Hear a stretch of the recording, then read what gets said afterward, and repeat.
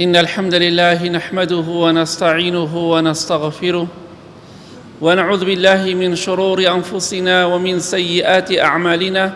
من يهده الله فلا مضل له ومن يضلل فلا هادي له، وأشهد أن لا إله إلا الله وحده لا شريك له، وأشهد أن محمدًا عبده ورسوله. أما بعد، فإن خير الكلام كلام الله، وخير الهدي هدي محمد صلى الله عليه وآله وسلم، وشر الأمور محدثاتها، وكل محدثة بدعة، وكل بدعة ضلالة، وكل ضلالة في النار.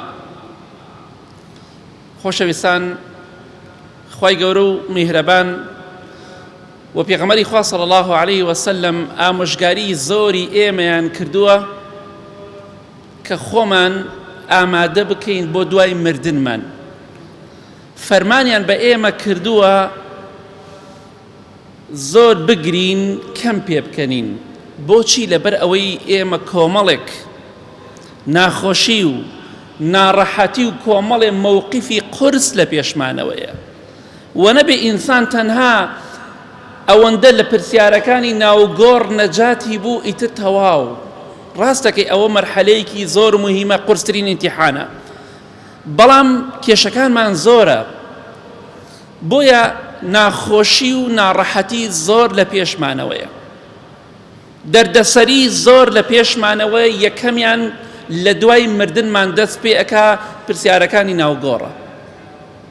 خۆشەویستی خوا صلی الله عليه وسلم دەفەرمێ لە حەدیثێکی صحیحی بوخاریدا، دەفەرمێ وەحیم بۆ هاتووە، خوای گەورە پێمی فەرمووە أنكم تفتنون في القبور مثل أو قريبا من فتنة الدجال نعوذ بالله. ئێوە لەناو قەبرەکانتان تووشی تاقیکردنەوە دەبن، تووشی ئیمتیحان دەبن وەکو فیتنەی دەجال. چەنێ قورسە، یاخود نزهاوشێوەی فیتنەی دەجال کە گەورەترین فیتنەیە لەسەر زەویە. پێغەمبەری خوا ئەفەرمێ صلی الله عليه وسلم لە نوح پێغەمبەرەوە سەلامی خوای لەسەر بێ، هەتا من هەموو پێغەمبەرێک لە پێغەمبەران سەلامی خوایان لەسەر بێ، ئینزاری قەومەکەی خۆیان کردووە لە دەجال، گەورەترین فیتنەی سەر زەوی. خوا بمان پارێزێ. جا بۆیە دەفەرمێ ئەو فیتنەیە، ئەو تاقیکردنەوەی کە خەڵکی تووشی دەبێ لە بەرامبەر بە دەجال لە ناو گۆڕدا، ئێوەش تووشی فیتنە و تاقیکردنەوەی کاوا قورس دەبن. ئایا چەندێک خۆمان ئامادە کردووە بۆ ئەو ڕۆژە سەختەمان؟ خۆتەنا ئەوەندەیە سێ پرسیارە هەمووان ئێستا وەڵامەکەی دەزانین، بەڵام ئایا کێ لەوێ دەتوانێت بە زمان دەری بڕێ لەو غەریبی و بێکەسێدا؟ نە حیمایە هەیە، ئەوەی کە حیمایە هەیە لە دنیا، ئەوەی کە پارەی هەیە نەپارە هەیە، نەواسیتە هەیە، نە دەوری دووەمی هەیە. تەنها سێ پرسیارە لێت ئەکرێ و کۆتایی بە باشی و خراپی تۆ دێت. ئایا خۆمان ئامادە کردووە بۆ ئەم پرسیارە قورسە کە تەنها خوای گەورە ئیماندار زمان پارا و فەسیح دەکات؟ بۆیە داواکەم لە خوای گەورە میهرەبان، یا ڕەبی خوای لەو ڕۆژەدا کە بە خامێکی سپیەوەی زمانمان فەسیح و پاراوکە، یا ڕەبی خوای لەو غەریبێدا دڵخۆشمان کە زمانمان فەسیح و پاراوکە، لاڵمان مەکە خوای بەهۆی تاوانەکانمانەوە. خۆشەویستان، ناخۆشی و ناڕەحەتیکی زۆر لە پێشمانەوەیە. ئایا خۆمان ئامادە کردووە دوای ئەوەی کە تۆ پرسیاری ناو قەبر جواب دەیتەوە، پەنا بەخوا یا جواب نادەیتەوە، ئەمجا مەرحەلەیەکی ترسناکی تریش دێتە پێشەوە. ئێمە هەر کەسێک لە ئێمە کە دەبینە خاوەنی گۆڕێک، ڕۆژێک دێت یەکەم شەوی ناو گۆڕمانە، یەکەم ڕۆژی ناو گۆڕمانە، ڕۆژ و شەوێکیش دێ ئاخر شەو و ڕۆژی ناو گۆڕمانە. شەو لە ناو گۆڕداین بەیانی دەبێتەوە نەفخی سوور لێدرێ، ثم نفخ فيه أخرى فإذا هم قيام ينظرون.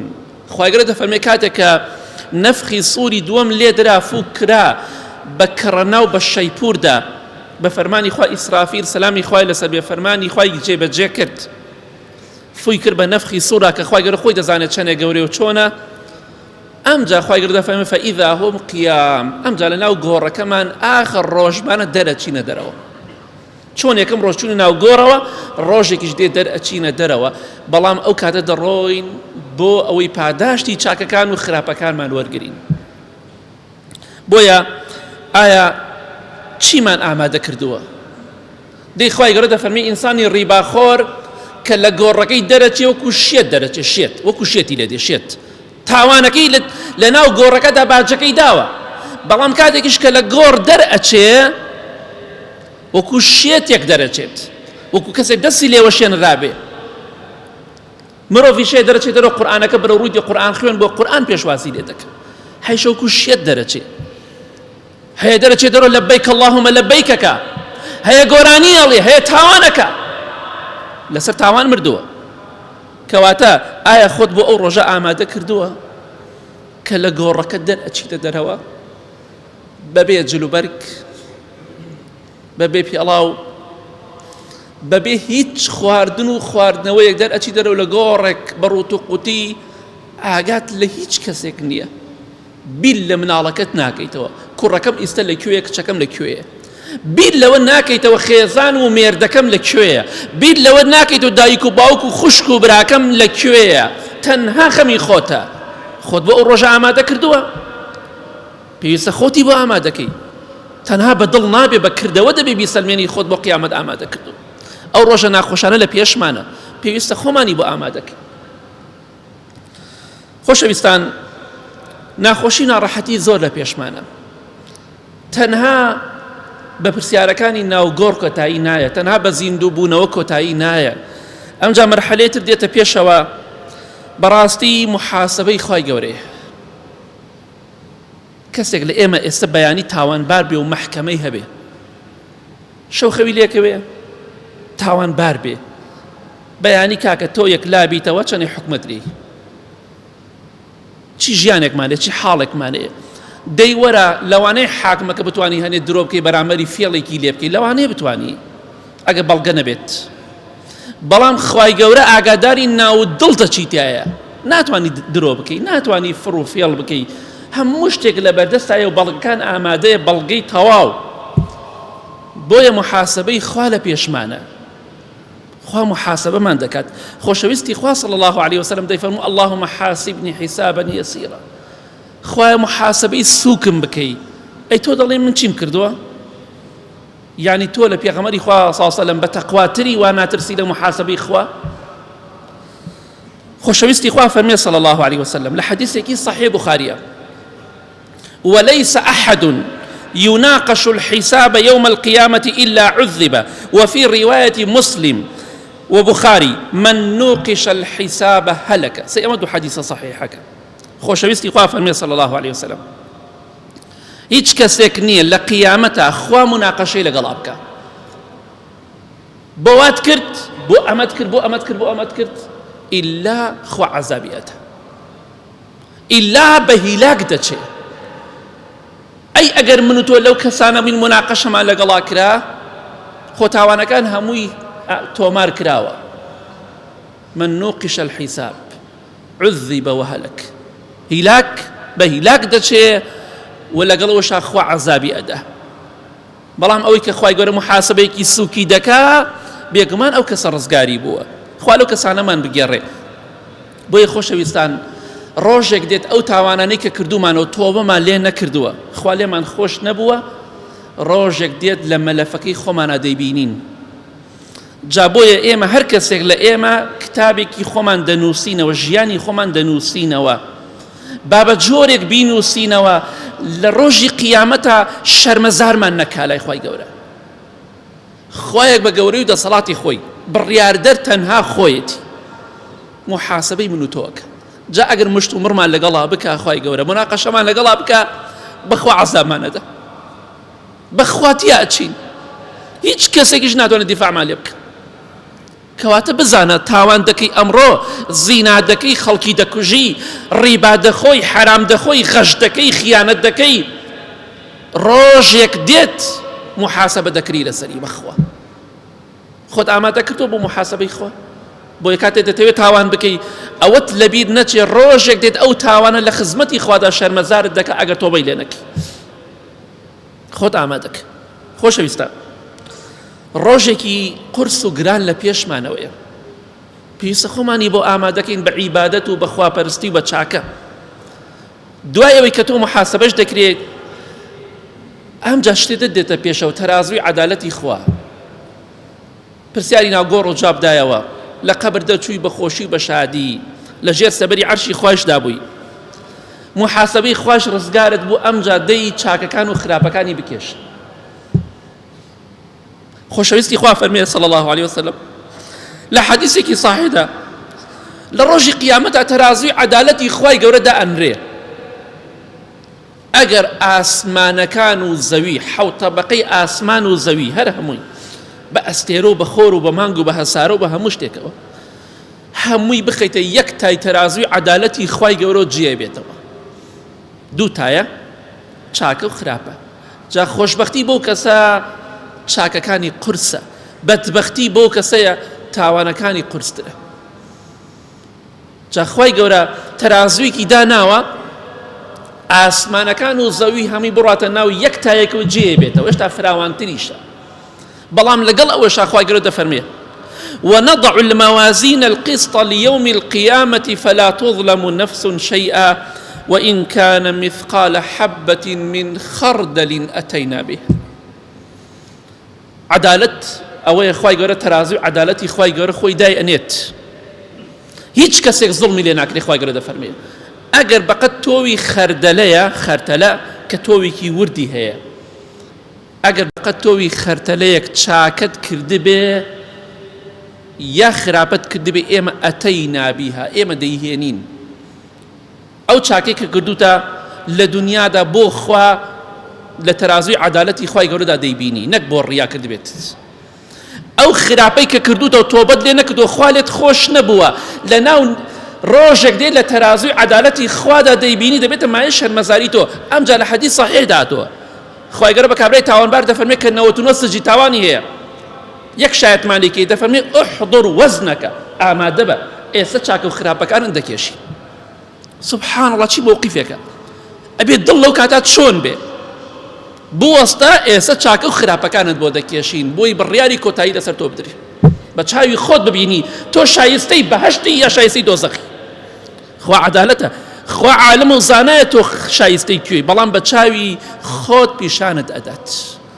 دەی ئەوە چاکەکانت ئەوش خراپەکانت کامیان قورس بوو بڕیارەکە لەسەر تۆ دەرێت بۆ بەهەشت یا بۆ جەهەنەم.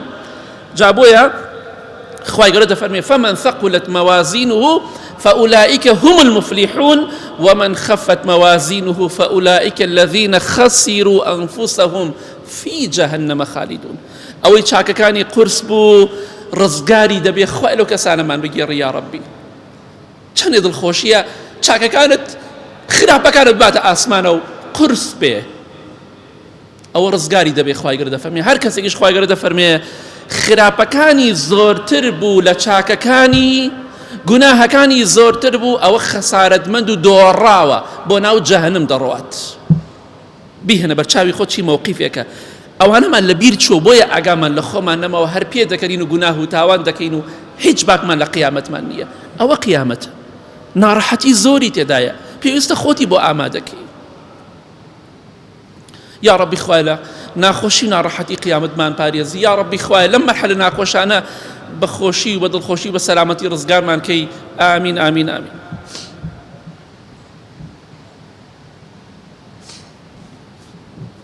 الحمد لله والصلاة والسلام على رسول الله وعلى آله وصحبه ومن والاه. خۆشەویستان ناخۆشی و ناڕەحەتی تاقیکردنەوەی زۆر لە پێشمانەوەیە، قورس و گران. دوای ئەوش کە محاسبەت دەکری، چاکە و خراپەت دەکێشرێ، دوای کە پرسیاری ناوگۆڕت جواب دایەوە، مەرحەلەیەکی تر دێتە پێشەوە. ئایا تۆ شایستەی ئەوەی بەدەستی ڕاستت کتاب و نامەی کردەوەکانت وەرگری بڕۆی بۆ بەهەشت، یا شایستەی ئەوەی بەدەستی چەپ یا لە پشتەوە وەریگری بۆ ناو جەهەنەم بڕۆی. ها چەندی ناڕەحەتی لە پێشمانەوەیە. خۆشەویستی خوا فەرمێ صلی الله عليه وسلم ئەوەی من دەیزانم دەربارەی قەبر و قیامەت ئەگەر ئێوە بیزانن کەم پێ دەکەن بەس زۆر دەگرین گریانتان زۆر دەبێ بەڵێ زۆر دەگرین دەی بڕیا لەسەر تۆ درێ بۆ بەهەشت یا بۆ جەهەنەم پەنا بخوای ئەمە موقیفەکانە خوای گەورە دەفەرمێ فأما من أوتي كتابه بيمينه فسوف يحاسب حسابا يسيرا وينقلب إلى أهله مسرورا أو بدستي راسي نامي كردوكاني ورقريت كبراو سربرز وسرفراز يا ربي خوای لو كسانا من بگيري أو كسا محاسبيكي سوك دكري زور سوك رزقاري دبي بدل خوشي دقريته ومناو كسوكاركي خوي كلا قيامة لبهشتا بلان دفرمي وأما من أوتي كتابه وراء ظهره فسوف يدعو ثبورا ويصلى سعيرا أو بدستي تشبي يا لبشتا وكتابكي ورقري بدستي تشبي يا لبشتا ورقري لا اعترا باسكراوت أو بهنا بخوا چی دەکا فسوف يدعو ثبورا داوا ئەکات دەڵێ خوایە لە ناوم بەرە خوایە بمکوژە لە ناوم بەرە و ئەڕواتە ناو ئاگری جەهەنمەوە تەواو یا لەیتەنی لەم ئوتە کیتابیە ئەوەی بەدەستی چەپ وەریگرێ دەڵێ خۆزگایە کتابم هەر وەرنەگرتایە چونکە من مەسیرم دیاری کرا سەرنجام دیاری کرا بۆ ناو جەهەنم ئەمە موقیفێکی زۆر ترسناکە بەڕاستی پێویستە خۆتی بۆ ئامادەکەی ئیبلیس پێت نەڵێ دڵت پاک بێ و تەواو ئەوە قسەی ئیبلیسە قسەی خۆ پێغەمبەری خوا صلی الله عليه وسلم پێچەوانەیە دەبێ خۆتی بۆ ئامادەکەی بە عیبادەت و بە چاکە بۆی نامەکانت بەدەستی ڕاست وەرگری چونکە ئەگەر خوا مناقەشت لەگەڵا بکات تیا ئەچیت دەیت بەردەوام بڵێ اللهم یەمین کتابی خوایە بەدەستی ڕاستم نامەی کردەوەکانم وەرگرم چونکە بۆ بەهەشت ئەڕۆی کەواتە مەرحەلە بە مەرحەلە تۆ تاقی دەکرێتەوە ئالەمەش نەجاتت بێ خۆشەویستان لەوەی کە بەدەستی ڕاستی شت نامەی کردەوەکانت وەرگری ئەمە مای دڵخۆشیە بەڵام هێشتا کێشت ماوە ناخۆشی ناڕەحەتی تریش لە پێشتەوەیە دەردەسەریتر لە پێشتەوە ماوە پردی سیرات کە پێغەمبەری خوا فەرمێ صلی الله عليه وسلم لە حەدیث صحیح تەرغیبە والصراط كحد السيف ودحض المزلة دەفەرمێ پردی سیرات وەک چی وایە وەکو دەمی شمشێر تیژی شمشێر چۆنە شمشێر دەمێکی تیژە چۆن چەقۆیەک شمشێرێک دەبینی تیژەکەی چەندێ باریکە دەفەرمێ ئاوها تیژە و دەفەرمێ دەحض المەزیلە خلیسکێنەرە واتە پێ لەبانی بەن نابێ یعنی تۆ بچۆبان شتێک چۆن دەڵی ڕۆن بەسەریا بڕژێنە ئەتوانێت لەبانی خۆتی بگری زۆر زەحمەتە ئەوش مەزیلەیە یعنی پێ لەسەری ناوەستەیە دەخلیسکێ ئیلا مەگەر خوا پێت ثابت کات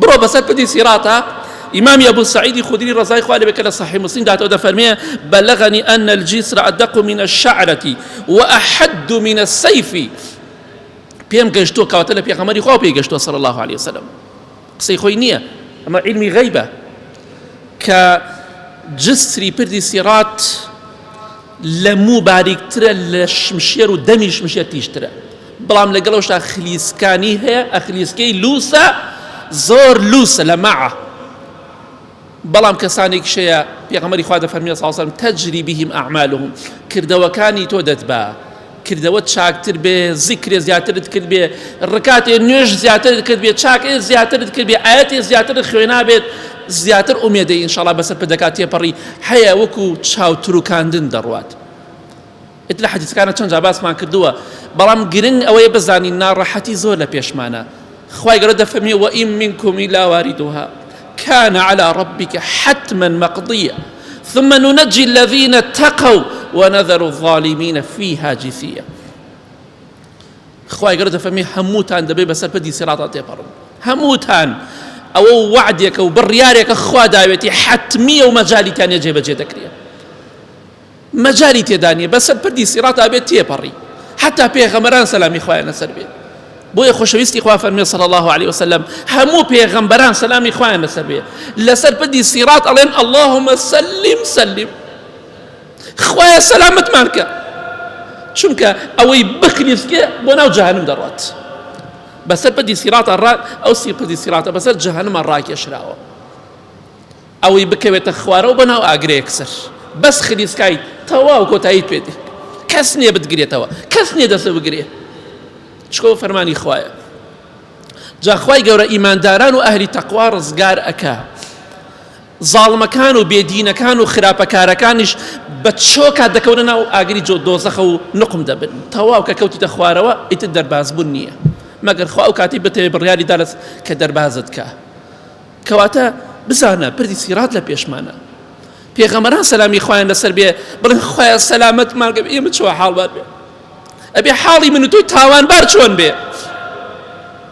کە عیبادەتێکی وەهامانێ دڵمان پێی خۆش بێ کەواتە ناخۆشی زۆر لە پێشمانە ئەمە پێویستە باس کرێ بۆی خۆتی بۆ ئامادەکەی بەخوا خۆتی بۆ ئامادەکەیت و خۆتی بۆ ئامادە نەکەی هەمووی دەبینیت هیچ مەجالی تێدا نییە جا پێویستە پێت بوترێ ئەمە دینی خوایە ئەمە ئاەت و حەدیثە قسەی نەنکم نییە قسەی خۆم نییە پێتان ئەڵێم خۆتان ئامادەکەن قیامەت سەختە ژیانی دنیا کۆتایی پێدێ خۆشەویستان دوای ئەوەی کە لە پردی سیراتیش ئینسانی ئیماندار ڕزگاری دەبێت خوا لەو کەسانەمان بگێڕێ ناخۆشی و ناڕەحەتی تریش دێتە پێشمان بەوە ڕزگارمان نابێتەنە لە دوای پردی سیرات خوارەوەی ئاگری دۆزەخە ئەو لای لە بینی پردی سیرات کە جەهەنمە ژێرەوەی لە بینی بەهەشتا شوێنێک هەیە پردێکی تریشمان هەیە پردی قەنتەڕەی پێڵێن قەنتەڕە ئەم پردەیش بە هەمان شێوە کێشەیە لەوێشە تووشی کێشە دەبیت خۆشەویستی خوا فەرمێ صلی الله عليه وسلم لە حەدیثێکی صحیح بوخاریتە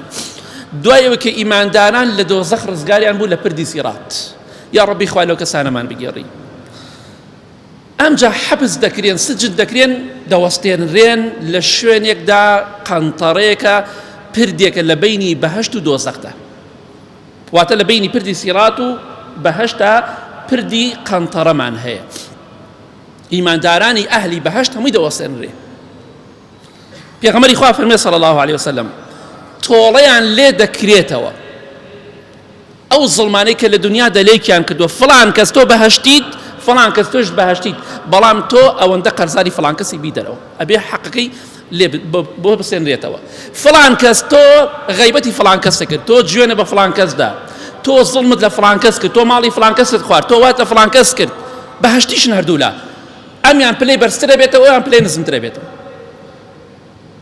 خوای گەورە ناڵێ یەک حەقێک بفەوتی ئەوە قەنتەڕەیە لە پێشمان لە حەدیثێکی صحیحدا لە سیلسیلە هاتووە ئەبوو زەڕی غیفاری دەفەرمێت دوو ئاژەڵ چۆن دەڵێ دوو بەران قۆچیان لە یەک دەکرد شەڕە قۆچیان دەکرد بینیمانە حەیوان شەڕە قۆچەکەن مەڕ بێ بەران بێ حەیوانی تر شەڕە قۆچەکەن بە قۆچ لە یەکتریانەدا خۆشەویستی خوا فەرمی صلی الله عليه وسلم ئەی ئەبوو زەڕ ئەزانی ئەم دوانە بۆچی شەڕە قۆچیانە بۆچی شەڕەکەن ئەم دوو حەیوانە وتم ناوەڵە ئەی پێغەمبەری خوا صلی الله عليه وسلم نازانم بۆچی تەمان ئاژەڵی شەڕیان هەیە بەڵام ئێمە نازانی بۆچی شەڕەکەن خۆشەویستی خوا فەرمی صلی الله عليه وسلم بێگومان خوای گەورە دەزانێت بۆچی شەڕیانە و لە ڕۆژی قیامەتە تۆڵە لە تاوانبارەکەیان دەکاتەوە کامیان ناحەق بێ تۆڵی لێکاتەوە حەیوانێک قۆچی لە حەیوانێک داوە خوای گەورە نایاڵێ حەقەکەی بفەوتێ دەهێڵێ حەقی کەسێکی بێدەسەڵات بفەوتێ کەسێکی زاڵم حەقی دەخوا مافی دەخوا بێگومان هیچ حەقێکمان لای خەڵکی بێ نافەوتی ئەوەشی حەقی لامان بێ بەخوا نافەوتێ بۆیە دڵخۆش بە دینارێکت فەوتا بێ دۆلارێکت فەوتا بێ سنتێکت فەوتا بێ بەخوا لای هەر زاڵم و دەسەڵاتدار و بێدەسەڵاتێک بێ لای خواناس و خوانەناسێک بێ دڵنیا بەخوا بۆت وەرەگرێتەوە والله حقت نافەوتێ حتا حەیوانێکی شاخدار پێغەمبەری خوا فەرمێ صلی الله عليه وسلم قۆچی لە حەیوانێکی بێ شاخدا بێ تۆڵی لێکرێتەوە لەوە خەتەرتریش دەزانی چییە خۆشەویستی خوا فەرمێ صلی الله عليه وسلم حتى لحديث صحيح فرمي حتى للذرة من الذرة حتى ميشوليك ظلمي لم يشوليك ولم يروليك ربي اخوات الله ليكات ميروليك ظلمي لم يروليك ربي اخوات الله ليكات بويا بردي قنطرش لبيش معنا او كاتا پیغمبری خوا فرمی صلی الله علیه و سلم کە پاک بوونەوە حەق و مافەکان هەمووی گێنراوە جێی خۆی 100% ئەمجا دەڕۆنە بەهەشتەوە. بەڵام هەندێک کەسێ لەوێشا پلەی بەرزەبێتەوە، حەقی زۆر وەرەگرێ و هەندێکی شتێک پلەکەی نزمە بێتەوە لە بەهەشت. جا لە کۆتاییدا دەڵێم خۆشەویستان، مادەم ئەم ناخۆشی و ناڕەحەتیە لە پێشمانە، پرسیاری ناوگۆڕە، محاسبەی خوای گەورەیە، تەرازوی عەدالەتی خوای گەورەیە، پردی سیراتە، پردی قەنتەرەیە، کۆمەڵی ناخۆشی زۆر لە ڕێمانە، ساحەی مەحشەر لە پێشمانە. بۆیە ئینشاڵڵا لە بیرمان نەچێ ئێستا لە مانگی محەڕەم دەین. ئەم سێشەمەیە کە دێت تەمەن باقی بێ ئینشاڵڵا دەی محەڕەمە. خۆشەویستی خوا فەرموویە صلی الله عليه وسلم لە حەدیثێکی صحیح مسلمدا: وصيام يوم عاشوراء أحتسب على الله أن يكفر السنة التي قبله. ڕۆژ گرتنی ڕۆژی عاشورا دەی محەڕەم ئومێدم وایە ئینشاڵڵا ببێتە کەفارەتی گوناحی ساڵێکی پێشوو، تواتە خوا لە گوناحی 1 ساڵت خۆش بێ. عەرەفە گوناحی 2 ساڵ دەوەرێنێ، ئەم 1 ساڵ. بۆی ئینشاڵڵا ئەگەر توانیتان ڕۆژی دووشەمیش لەگەڵا بگرن سونەتە. ئەگەر پێشتان نەکرا تەنها سێشەم دەی محەڕەم بە ڕۆژوو من خوای گەورە لە گوناه و تاوانی 1 ساڵتان خۆشە بێ.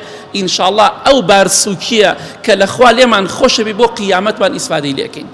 بۆیە بە کەمی مەزانە ئینشاءڵڵا بە ڕۆژوو بن دەی محەڕەم کە ئەم سێشەمەیە دەکا ئینشاءڵڵا تەمەن باقی بێ، بە ڕۆژوو بن ئینشاءڵڵا گوناهی ساڵێکتان دەوەرێنێ.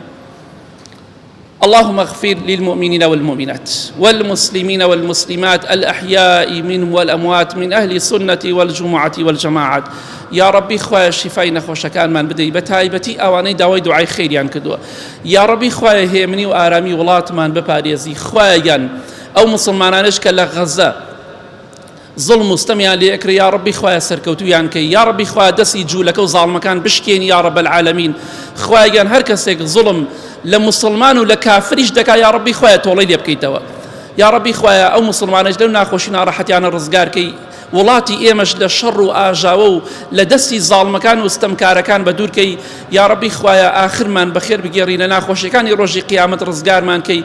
خوایان ئەوانەی نەخۆشن شیفایان دەی، ئەوانەی قەرزارن قەرزاریان بۆ دەبرکەی، ئەوانەی خەمبارن دڵیان خۆشکەی، ئەوانەی قەرزارن خوایە قەرزاریان لەسەر لابەری یا رب العالمین دڵیان خۆشکەی. یا ربی خوایە هێمنی و ئارامی وڵاتمان بپارێزی، ئاخرمان بەخێر بگێڕی، لە ناخۆشی ناڕەحەتەکانی ڕۆژی قیامەت ڕزگارمان کەی. آمین آمین آمین. وصلى الله على محمد وآله وصحبه أجمعين. خوش